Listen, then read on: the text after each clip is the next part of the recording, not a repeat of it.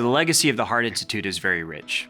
The major milestones obviously was formation of the heart team in the early 1950s. The first cath lab was at the White Memorial with Dr. Raymond Crawford in 1955. The Adventist Heart Study started with 50,000 questionnaires being sent to Adventists.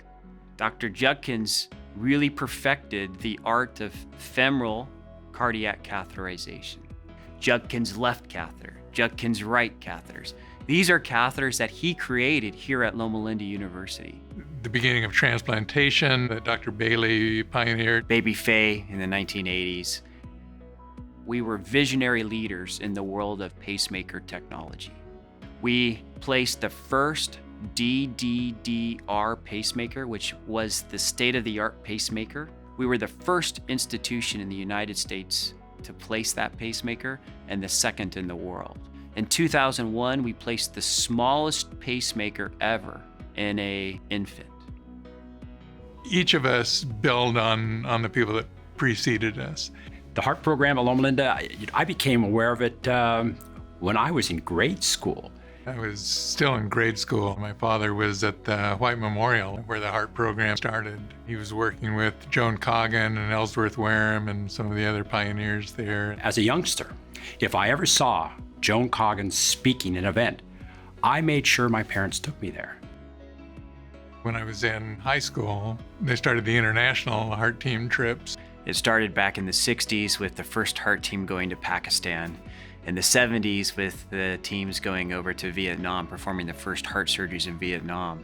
Now, I grew up in the country of Lebanon, and to pay my way through college, I did some colporteur work. I was selling books, health books, and one of those books told the story of a patient who had 3-valve surgery at Loma Linda University in California. It was Dr. Wareham and Dr. Coggin were the team who took care of that person. They left a tremendous legacy.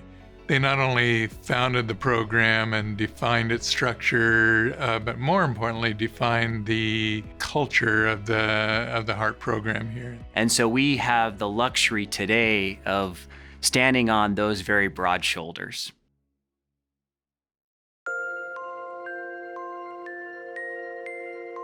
In the pioneer days of open heart surgery, there were very few places in Southern California where it was being done. Loma Linda University was one of these, but it was at the White Memorial campus. We also went to the Los Angeles County Hospital to operate there. We had to take all of our equipment to the general hospital, and that included the heart-lung machine. So we would transport that in my station wagon from the White Memorial over to the county, along with all of our other stuff that went with it. We would start talking about, just suppose, we can move all of this 1 mile. Why couldn't we pack it and move it anywhere in the world, you see? And so we had the idea in our minds that we could do it, and we could. Dr. Wareham was shaving one morning at home, getting ready to come to work, and there was a phone call for him, and they said, this is the office of the vice president, and wanting to know if we would be willing to pack all of our things and go to Karachi. We went abroad the first time in 1963. We went to Pakistan. 6 of us went there at the promotion, actually, of Vice President Lyndon Johnson. Flew on May 2 on Pan American 2002, arrived at 2 a.m. in the morning in Karachi, the day of twos. It was so unique because nobody was doing that kind of work. It sort of captivated the people. Members of the press would come to the hospital, interview the patient who was going to be operated upon, stay outside the operating room door where he's being operated on to make sure that he left alive, and then follow him to the intensive care and then follow him in the intensive care afterwards. And the picture of the patient operated upon would appear in the daily newspaper. It was in the newspaper every day. Just about every place we went, the heart team became very famous.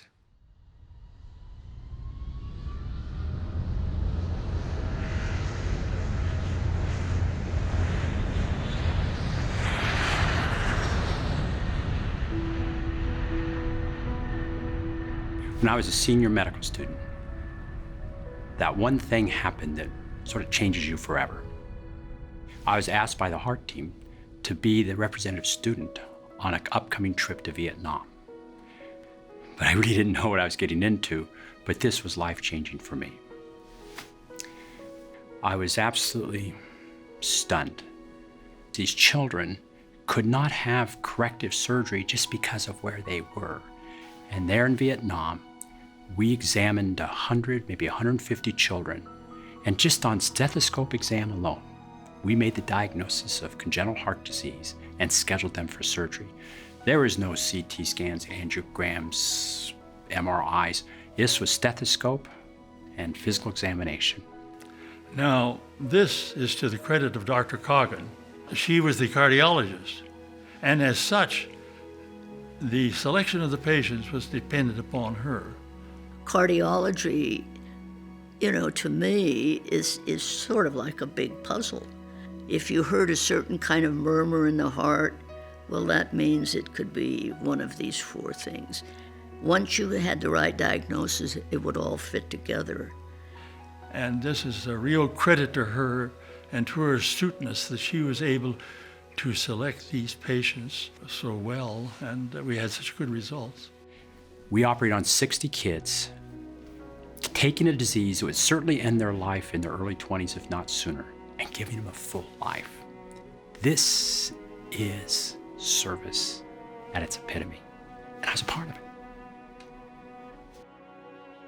We realized that what we were doing was a very small contribution to the big problem that these people have. We operate upon 40 or 50 patients and then go. So I think one of the greatest things we did was we would say, all right, we're going to bring our team in and show you that you can do it here. Each of us would sort of take a partner and work together, and in no time at all, they would know exactly what to do. You work so closely with these other doctors, such as in Saudi Arabia. I mean, the doctors we worked with there are still lifelong friends. In 1976, there was an invitation to have the heart team go to Saudi Arabia and initiate a heart surgery program there. And I was invited to be one of the members of that first team that went. And it was the experience of a lifetime. The first trip I went on when I was a medical student, actually a senior medical student, to Saudi Arabia. The trip I was on was the second trip that the team had made. The trip before had been the first open heart surgery in Saudi Arabia.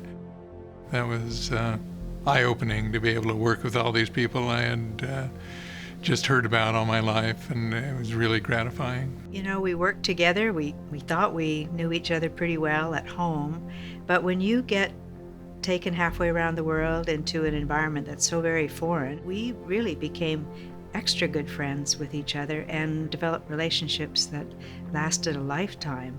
It was just the most marvelous experience. It changed my life forever. We went there to help these people, but in the end, we also were great beneficiaries of the experience.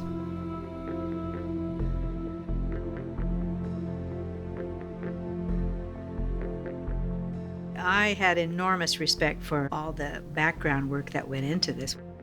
We were on our own over there. What we didn't have. And so it was very important to have everything organized ahead of time. Dr. Coggin was a great organizer.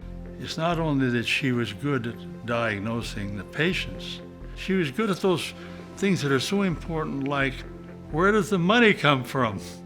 And how's it going to be spent? You can say, I want to go to Saudi Arabia or to Greece or Pakistan, but who's going to pay the money? And Roy Jutzi was the cardiologist who went ahead, and he would go out. It's just an amazing spirit that he would go out into these small villages around Saudi Arabia. He would work with the local cardiologists without speaking the language, but they would find patients who needed to have heart surgery. He would examine them just with his ears and his stethoscope, and his congeniality just made him, Dr. Jutzi, be just loved by everyone.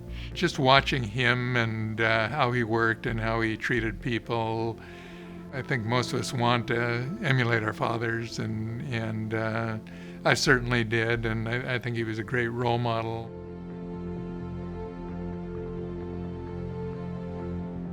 And Dr. Wareham, he just had a general sense of how to run everything, how to manage patient care with very little props.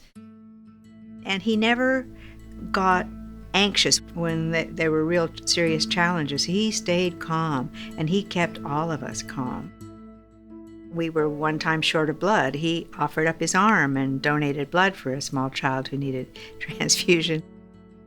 We had a little bus that drove us around, and when the windows got dirty, he would go out and clean the windows. Dr. Wareham had the policy of starting each surgical operation with prayer. And of course, there'd be all these visiting surgeons and so forth looking on. When they found out what good results we had with surgery, they wanted a copy of the prayer. They said, well, if you just write out what you said? And because they wanted to do that for their patients. This actually was very impressive to the Saudis as well. And they would also join in the prayer, and that became the custom. The Saudi doctors who we were able to train, loved him like a father. And of course, he trained Dr. Bailey and Dr. Jacobson and Dr. Razouk. I particularly often saw Dr. Wareham's mannerisms manifested in Dr. Bailey. Truth is, I came to Loma Linda to try to emulate what Dr. Wareham, Dr. Fowler, and Dr. Jutzi had started, to try to be a heart surgeon. Very early on, I said to him, well, Len, what would you like to do? Well, he said, I'd like to work on transplantation in infants. And I thought to myself, here he is, he's talking about doing transplantation in these little infants. And we're not even doing adult cardiac transplantation. You know what the results were. Within a few years, he'd established Loma Linda as an infant transplant center for the world.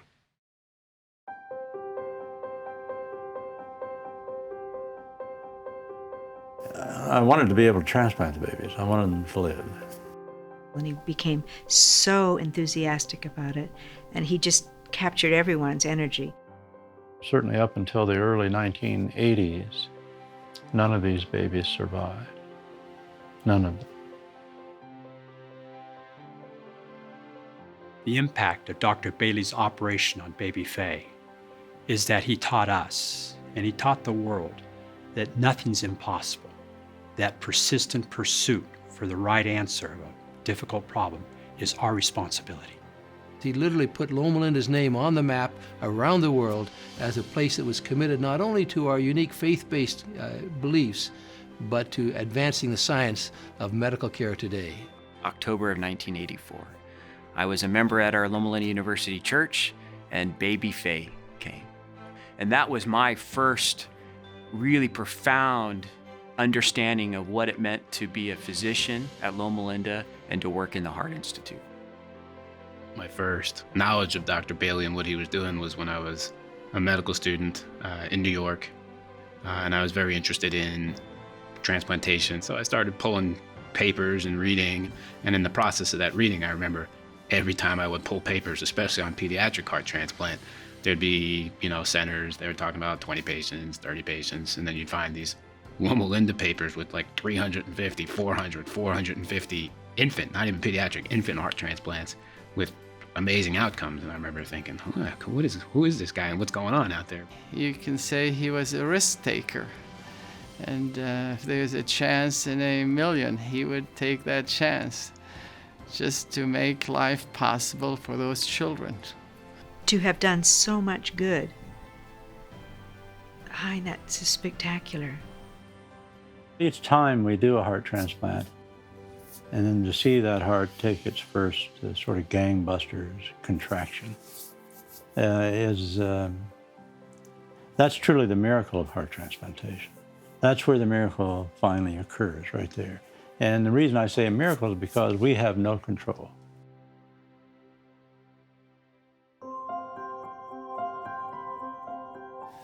Lexie came in as a patient to the Children's Hospital. She was brought in after she had a cardiac arrest at home. You have to realize Lexie's story is full of surprises and challenges. One day she had nearly 20 shocks, and altogether during her hospitalization she had at least, I would say, over 100 shocks. And she went from one mechanical support to another machine, and then eventually to a heart transplant. I cannot tell you the dozens of specialists who were actively involved in her care. Cardiologists, anesthesiologists, intensivists, surgeons, blood bank specialists, neurologists, specialists from every discipline in medicine and surgery. There has to be an almighty God who watches over those sick patients like Lexie.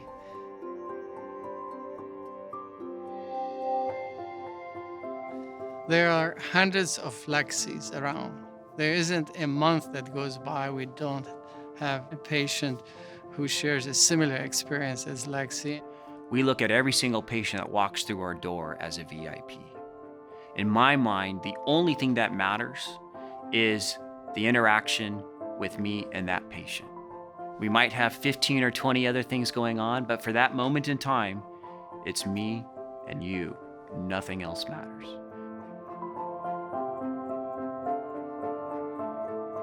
This event you see behind me today is 300 of our closest friends and patients to celebrate both survivorship, raise awareness. It's also a celebration of the advances in the treatment of heart disease and the success stories of some of our patients.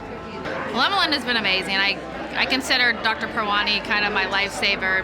Dr. Parwani was able to diagnose me with a condition called princemental angina. If untreated, it can lead to a heart attack.